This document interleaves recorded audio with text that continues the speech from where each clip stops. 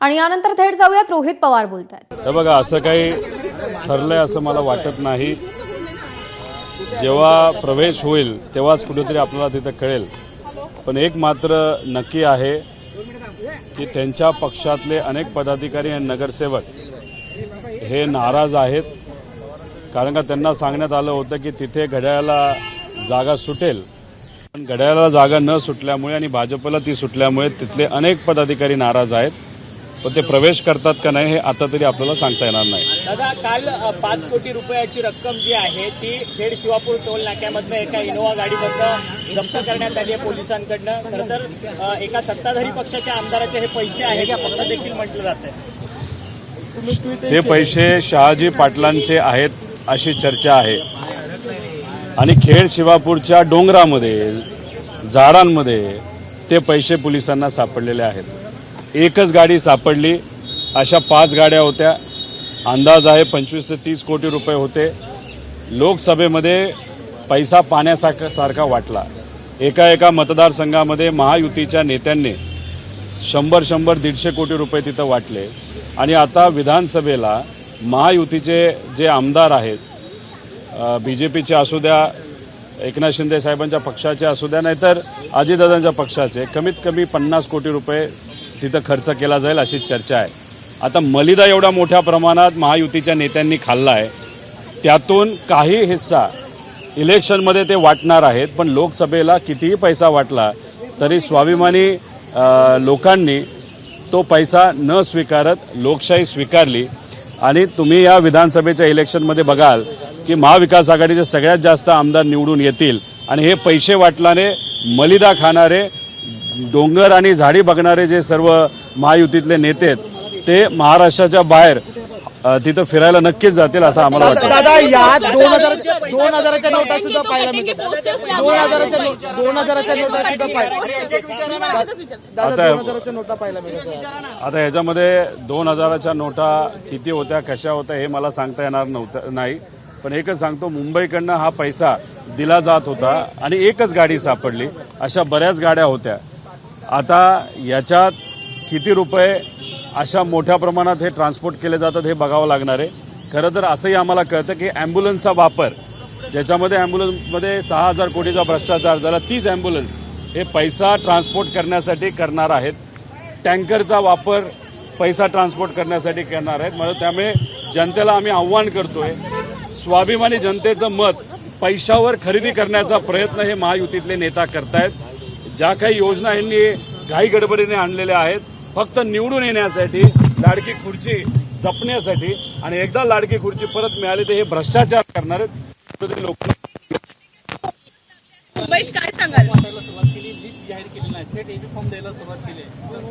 आता खरं तर लिस्ट जाहीर होणं हे महत्त्वाचं असतं, पण काही पक्षांना असं वाटत असेल की लिस्ट जाहीर झाली आणि काही नाराज लोक दुसऱ्या पक्षात जातील का काय, म्हणून कुठेतरी गपचूप AB फॉर्म वाटले जातात असं आपल्याला म्हणावं लागेल। पोस्टर्स मुंबई में लगे हैं, क्या कहना चाहेंगे? योगी के पोस्टर्स लगे हैं, बटेंगे तो कटेंगे, क्या फिर से कम्युनल एंगल देने की जा रही है महाराष्ट्र के इलेक्शंस को? देखो, अमित शाह साहब ने ऐसे कहा था कि गुजरात स्टाइल की राजनीति अभी महाराष्ट्र में लानी पड़ेगी। आता गुजरात स्टाईलची राजनीति म्हणजे काय, 2 समाजामध्ये वाद निर्माण करायचा, वहाँ पे हिंदू मुस्लिम करने का, OBC मराठा करने का, उसमें वोट काट के अपना सत्ता लाने की, बस यही चीज़ शायद BJP महाराष्ट्र में ट्राई करने की कोशिश करेंगे। लेकिन कितना ही उन्होंने ट्राई किया, ये संतों का महाराष्ट्र है, ये विचारवंतों का महाराष्ट्र में, यहाँ पे वैसा कुछ नहीं होगा। ये गुजरात स्टाइल है ना, यहाँ के स्वाभिमानी महाराष्ट्र के लोग अपने पैर के नीचे तुड़वाएंगे और यहाँ पे महाविकास आघाड़ी 100% चुन के आएगी।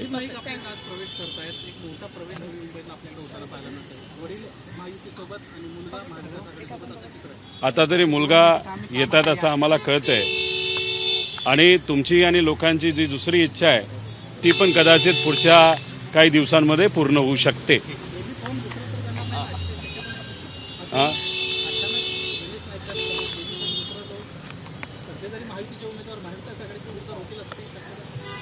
मी एवढंच तुम्हाला सांगेल की बरंच काय पुढच्या 2 दिवसामध्ये होणार आहे।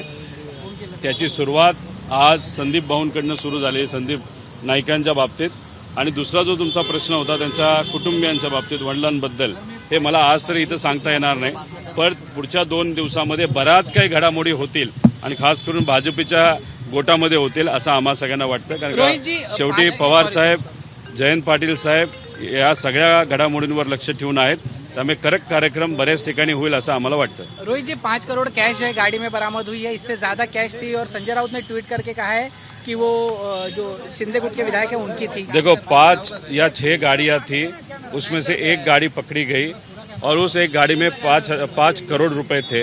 तो अभी अगर आप देखें तो एक जो एमएलए है शिंदे गट का, नहीं तो जो महायुति भाजपा हो या अजित दादा गट का, वहाँ पे चर्चा है कम से कम 50 करोड़ वहाँ पे दिए जाएंगे ये विधानसभा लड़ने के लिए. अभी लोकसभा के लिए उन्होंने 150 करोड़ का खर्चा वहाँ पे एक कॉन्स्टिट्यूंसी में किया था. हमारा प्रश्न और लोगों का प्रश्न ये, पैसा आ कहाँ से रहा है? अभी आ कहाँ से रहा है तो उसका एक ही उत्तर है, वो मतलब भ्रष्टाचार का पैसा है. जो पैसा इन्होंने डिफरेंट कॉन्ट्रैक्ट में खाया है वो पैसा आ रहा है. मतलब 40% जो कमीशन, करप्शन का कमीशन इस सरकार में चल रहा था, अभी वो क्लियर हो रहा है. इन्हीं की सत्ता है, इलेक्शन कमीशन का अभी राज है और उसी में पुलिस ने, मैं पुलिस का शुक्रिया अदा करता हूँ कि उन्होंने यहाँ पे 5 करोड़ पकड़े, लेकिन जो बाकी के 5 गाड़ी थी वो क्यों पकड़ी नहीं गई थी, ऐसा हमारा प्रश्न है. सर, ऐसे सुनने में आ रहा है कि अजित पवार अगर सब कुछ भूल के वापस आते तो उन्हें वापस शामिल कर लिया जाएगा, ऐसे कुछ चर्चाएं हैं. ऐसे सिर्फ चर्चा है और राजनीति में बहुत सारी चर्चा होती रहती है. सभी चर्चा पे विश्वास नहीं रखना चाहिए, ऐसे मुझे लगता है.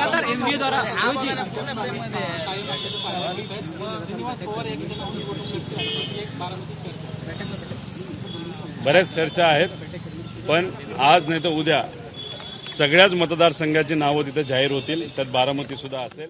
त्यामुळे सस्पेन्स खूप काळ राहील असं तरी वाटत नाही.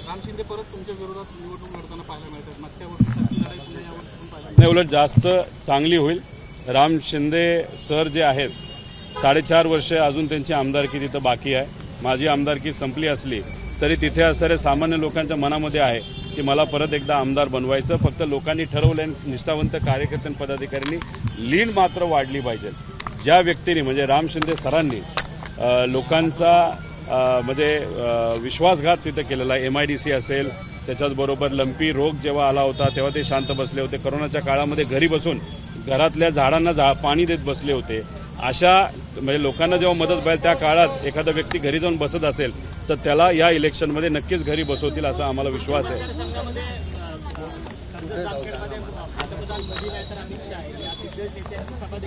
खरं तर मी विनंती केली होती की माझ्या विरोधात देवेंद्र फडणवीस साहेबांनी लढावं.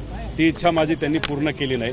तर अजून एक इच्छा मी इथं व्यक्त करतो की मोदी साहेबांची सुद्धा सभा घ्यावी आणि शहा साहेबांची सुद्धा सभा घ्यावी.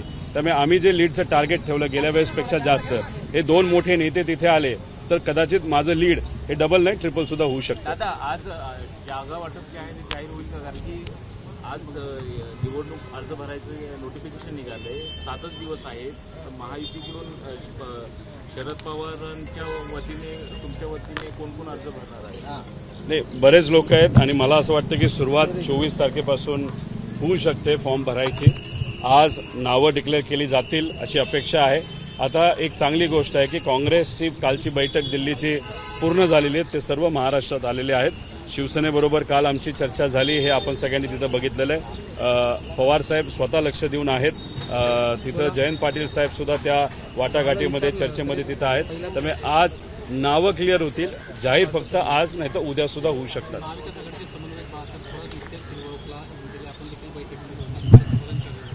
नाही, चर्चा सकारात्मक झाली. जो आकडा टीव्हीवर येतोय आता की खूप जागेवर कुठं मतभेद आहे, तो आकडा अजिबात तिथं नाही. फार कमी जाग्यांवर आता मतभेद आहे आणि ते चर्चा सकारात्मक साहेबांच्या उपस्थितीमध्ये झाली. आता त्यांच्या काँग्रेसच्या नेत्यांबरोबर ते बोलतील आणि परत एकदा दुपारी नाही तर संध्याकाळी फोनवर नाही तर व्यक्तिगत चर्चा होऊन आज संध्याकाळपर्यंत याद्या फायनल होऊन उद्या डिक्लेअर होतील. हिंदी में जानना चाहेंगे बाला साहब थोरात आए थे, क्या चर्चा हुई और सीट शेयरिंग की अभी क्या स्थिति है, देखो फाइनल हो जाएगा? कांग्रेस की चर्चा, बाला साहब थोरात साहब यहाँ पे आए थे, बहुत पॉजिटिव हुई है. पवार साहब खुद इस विषय पे ध्यान दे रहे हैं. जयंत पाटिल साहब है, सुप्रिया ताई है. अभी कांग्रेस का जो आंकड़ा आ रहा है कि कांग्रेस इतनी जगह मांग रही है, इतने जगह पे वहाँ पे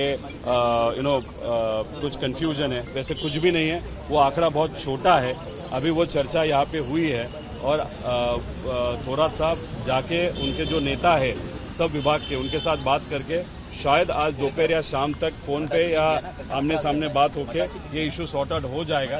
लेकिन जयंत पाटिल साहब सुबह 4 बजे तक इस चर्चा में है और पवार साहब फाइनल टच देने के लिए वहाँ पे हर वक्त उपस्थित रहते हैं। सर एनसीपी कितनी सीटों की मांग कर रही है, कितनी सीटों की उम्मीद है? बहुत अच्छे सीट्स वहाँ पे आएंगे। हम सब साथ में एक ही कह रहे हैं कि अगर हमारे पक्ष का आप बात करो तो कितने सीट मिलेंगे वो विषय सेकेंडरी है, लेकिन पवार साहब का जो बर्थडे है 85th ईयर, हमारा टारगेट है कि हमारा स्ट्राइक रेट इतना अच्छा हो कि कम से कम 85 सीट्स हमारे चुन के आ सके। ठीक है, थैंक यू। एबीपी माझा, उघडा डोळे बघा नीट।